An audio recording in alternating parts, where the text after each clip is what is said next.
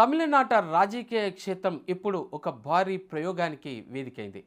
ఒంటరి పోరాటం ద్వారా అధికారాన్ని చేజిక్కించుకోవాలని ఇన్నాళ్ళు ఆశపడ్డ భారతీయ జనతా పార్టీ బీజేపీ 2026 ఎన్నికల నాటికి తన దూకుడును తగ్గించి వాస్తవ రాజకీయాల బాట పట్టింది. డిఎంకేను ఓడించడమే లక్ష్యంగా పెట్టుకుని గతంలో విడిపోయిన ఏఐడిఎంకేను మళ్ళీ చేతులు కలపడం ఇప్పుడు అందరినీ ఆశ్చర్యానికి గురిచేస్తుంది. ఇక ఒంటరి పోరు నుంచి రాజీ మార్గం వరకు గత కొన్నేళ్లుగా అన్నామలై నేతృత్వంలో బీజేపీ తమిళనాడులో ఒక పెను మార్పు తీసుకొచ్చే ప్రయత్నం కూడా చేసింది. ఎన్మన్నల్ మక్కల్ పాదయాత్ర ద్వారా 235 నియోజకవర్గాల్లో పర్యటించిన అన్నామలై ద్రవిడ రాజకీయాల కాలం చెల్లిందని గట్టిగానే వినిపిస్తూ వచ్చారు. అయితే 2025 నాటికి రాజకీయ సమీకరణాలు పూర్తిగా మారిపోయినాయి. డిఎంకే బలాన్ని, నటుడు విజయ్ వంటి కొత్త ప్రత్యర్థుల రాకను గమనించిన ఆ బీజేపీ అధిష్టానం ఒంటరిగా వెళ్తే ఓటమి తప్పదని గ్రహించేసింది. సో అలా అయినప్పుడు అమిత్ షా రాయబారం ఏఐడిఎంకేతో స్నేహంతో 2023లో తెగిపోయినటువంటి ఆ బంధాన్ని అతికించడానికి 2025లో ఏప్రిల్లో కేంద్ర హోంమంత్రి అమిత్ షా స్వయంగా చెన్నైకి వచ్చారు. రంగంలోకి దిగిపోయారు. ఎడప్పాడి పళనిస్వామి నాయకత్వంలో ఉన్నటువంటి ఎన్డీఏ ఎన్నికలకు వెళ్తుందని ప్రకటించడంతో బీజేపీ ఒక మెట్టు దిగింది. రాష్ట్రంలో జూనియర్ పాత్రకు సిద్ధమని సంకేతాలిచ్చింది. ఇది బీజేపీ జాతీయ నాయకత్వం తీసుకున్న ఒక అత్యంత సాహసోపేతమైన ఆచరణాత్మకమైనటువంటి నిర్ణయం. సో దీంతో అన్నమలై ఎలా నిష్క్రమణ అయ్యిండో ఇక్కడ చూడాలి.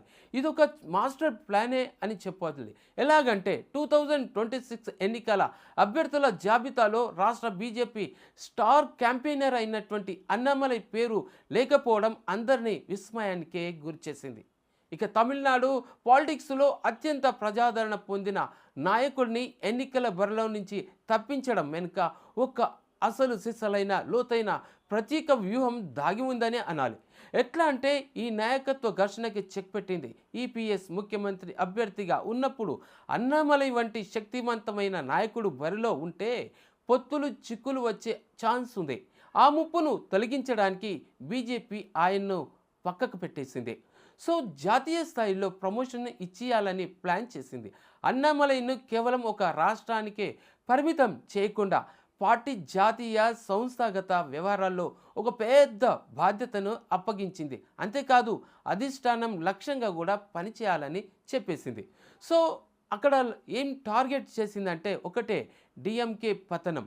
ఈ పొత్తు కోసం బీజేపీ తన అహంని పక్కకు పడేసింది. ఒకప్పుడు తాను విమర్శించిన ద్రవిడ నేతల కోసం ఇప్పుడు అన్నామలై స్వయంగా ప్రచారం కోసం పనిచేయాల్సిన పరిస్థితి ఏర్పడింది. సో బీజేపీ తన శక్తినంతా కూడగట్టుకుంది. ఏఐఏడిఎంకేను గెలిపించడం ద్వారా రాష్ట్రంలో డిఎంకే పట్టును సడలించాలని భావిస్తోంది. సో ఇలాంటి మొత్తం మీద మనకేం అర్థమైందంటే ప్రస్తుతానికి ఇది బీజేపీ చేస్తున్న ఒక ఫ్రాగ్రాటిక్ గ్యాంబుల్ అని అంటారు.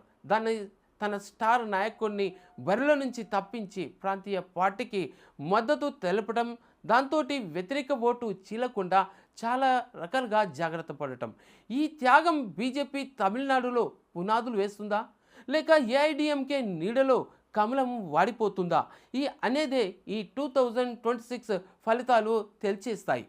మరి ఈ తమిళనాడులో బీజేపీ తీసుకున్న ఈ నిర్ణయం సరైందని మీరు భావిస్తున్నారా, లేదా అన్నమలై ఎన్నికల్లో లేకపోవడం కూటమికి ప్లస్ అవుతుందా లేక మైనస్ అవుతుందా? మీ అభిప్రాయం ఏమిటో కామెంట్ రూపంలో మాకు తెలియచేయండి. చూస్తూనే ఉండండి జనహిత టీవీ.